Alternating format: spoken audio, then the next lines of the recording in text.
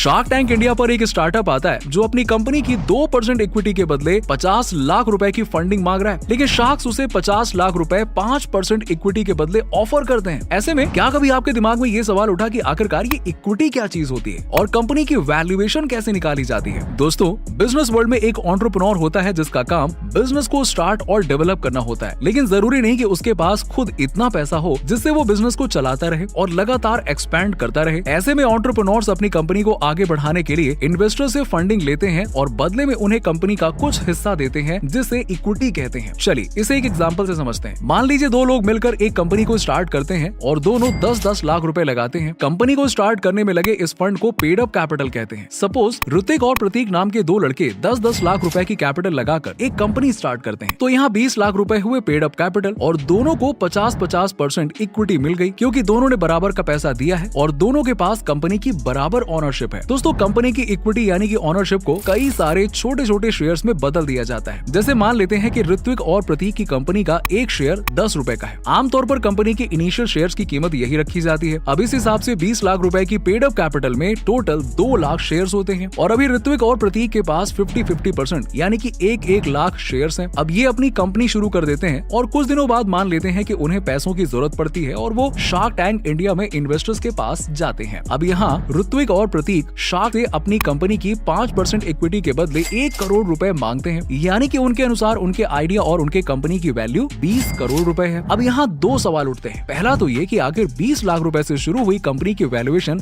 20 करोड़ कैसे हो गई, और दूसरा ये कि आखिर ये वैल्यूएशन निकाली कैसे जाती है। देखिए दोस्तों, किसी भी कंपनी की वैल्यूएशन निकालने का कोई तरीका नहीं होता है, कोई डिफाइंड तरीका नहीं होता है। ये सिर्फ एक रैंडम नंबर होता है जो किसी भी इंसान के पर्सपेक्टिव में उस कंपनी की वर्थ को बताता है। हो सकता है कि कोई दूसरा इंसान उसी सेम कंपनी को उतना अच्छा ना माने और उसकी कम वैल्यूएशन लगाए। जैसे कि शार्क टैंक इंडिया में आए ऋत्विक और प्रतीक अपनी कंपनी की 5% इक्विटी के बदले 1 करोड़ रुपए मांग रहे हैं, लेकिन एक शार्क ने उन्हें 20% इक्विटी के बदले 1 करोड़ रुपए ऑफर किया और एक दूसरे शार्क ने 10% इक्विटी के बदले 1 करोड़ रुपए ऑफर किया। अब यहाँ कंपनी के ओरिजिनल ओनर्स ऋत्विक और प्रतीक 5% इक्विटी के बदले 1 करोड़ रुपए मांग रहे हैं, मतलब उनके अनुसार कंपनी की वैल्यू कितनी हुई? 20 करोड़ रुपए। वैल्यूएशन निकालने का सिंपल सा फॉर्मूला है demanded funding divided by percentage of equity. जैसे यहाँ पे 1 करोड़ डिवाइडेड बाय 5% आता है 20 करोड़ रुपए। अगर आपकी मैथ्स कमजोर है ना, तो मैं आपको बता दूं कि यहाँ पे परसेंटेज के साइन को हटाने पर ऊपर वाले नंबर के साथ 100 का मल्टीप्लाई भी करना पड़ेगा। सिंपल सा कैलकुलेशन है, मैथमेटिक्स, और कुछ नहीं। अब इसी तरह एक शार्क उन्हें 5 करोड़ की वैल्यूएशन ऑफर कर रहे हैं और दूसरा शार्क 10 करोड़ की वैल्यूएशन दे रहा है। नाउ ऑब्वियसली ऐसे में